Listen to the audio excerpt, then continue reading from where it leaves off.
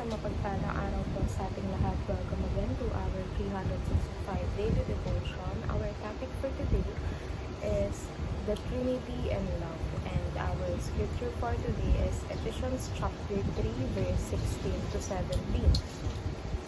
I pray that out of His glorious riches He may strengthen you with power through His Spirit in your inner being, so that Christ may dwell in your hearts through faith. And I pray that you, being rooted and established in love. So, tinatalakay dito sa verse na we pray that yung kayamanan daw na ibinibigay ng Panginoon is ma-feel tayo or magkaroon tayo, and yung spirit niya yung magpalakas sa ating buhay, and yung pagmamahal ni Kristo is yung mamalagi-lagi sa puso natin.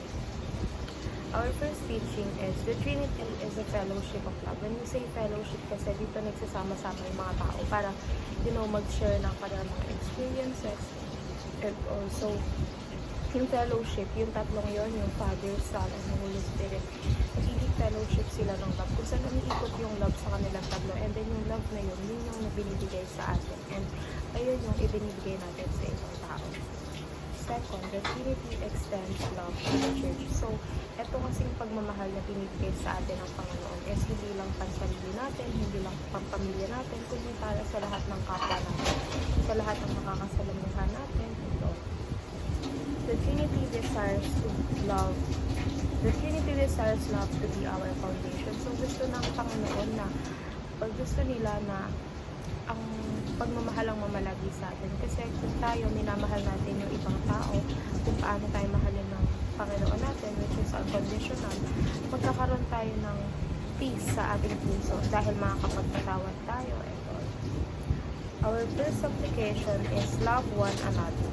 So, mahalin natin ang ibang tao at ang mga sarili natin gaya ng pagmamahal natin sa Panginoon at gaya ng pagmamahal ng Panginoon sa atin, because ayun yung kinalulugod ng Diyos, na magmahal tayo unconditionally, na kahit walang kapalit is hinamahal natin sila, na kahit hindi utos ng Diyos is bukal sa puso natin. Second, prove our fellowship with God. So, patunayan natin na hindi lang ang Diyos ang minamahal natin, kasi when you're loving God, you're loving other people around you, you're loving everyone, kasi nga, lahat yun is created by God, and therefore, lahat na kine-create ng mahal mo is mahal mo din. So, kahit ano pa yan, is you do it with all your heart and with sincerity. And third, be rooted and established in God's love. So, kailangan malagi tayo sa pagmamahal ng Diyos upang hindi tayo malayo at hindi tayo mahulog sa mga kasalanan na temptation.